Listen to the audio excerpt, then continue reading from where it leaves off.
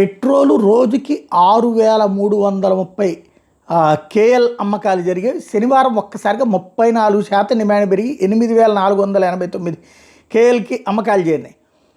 ఆదివారం కూడా సాధారణ డిమాండ్ కంటే 22% అధికంగా 7,750 కేఎల్ వినియోగం ఉంది. మరి ఇప్పుడు డీజిల్ విషయంలో సేమ్ పరిస్థితి. సాధారణంగా డీజిల్ రోజుకి 9,048 కేఎల్ అమ్మకాలు జరిగాయి. అయితే శనివారం ఒక్కసారిగా 16% డిమాండ్ పెరిగి 10,556 కేఎల్కి అమ్మకాలు చేరినాయి. ఆదివారం కూడా సాధారణ డిమాండ్ కన్నా 3% అధికంగా 9,392 కేఎల్ వినియోగం ఉంది. దీనివల్ల అంటే ప్యానిక్ బయ్యింగ్ జరుగుతోంది. వాస్తవం కంపెనీలు రిటైల్ అవుట్లెట్లకు ఇంతకు ముందులా క్రెడిట్ ఇవ్వకపోవడం వల్లనే ఈ సమస్య ఎదురైంది అన్నటువంటిది తాజాగా చంద్రబాబు సమీక్షలో తేలింది.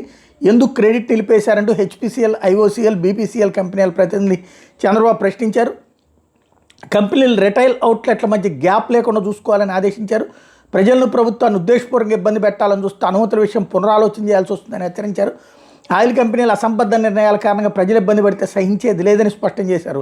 ప్రజల నిత్యావసరాలకు సంబంధించినటువంటి అంశంలో బాధ్యత లేకుండా వ్యవహరిస్తే ఉపేక్షించేది లేదంటూ వార్నింగ్ ఇచ్చారు. మరోవైపున సాధారణ పరిస్థితులు నెలకొన్న దాకా రెవెన్యూ, పోలీస్, లీగల్, మెట్రాలజీ విభాగాలతో ప్రత్యేక టాస్క్ ఫోర్స్ కంట్రోల్ రూమ్లు ఏర్పాటు చేసిన జిల్లా కలెక్టర్ని సీఎం ఆదేశించారు. ఒక్కసారిగా సమస్య తలెత్తడం మీద విచారణ జరపాలని కూడా చెప్పారు. ఇది కీ పాయింట్ అన్నమాట.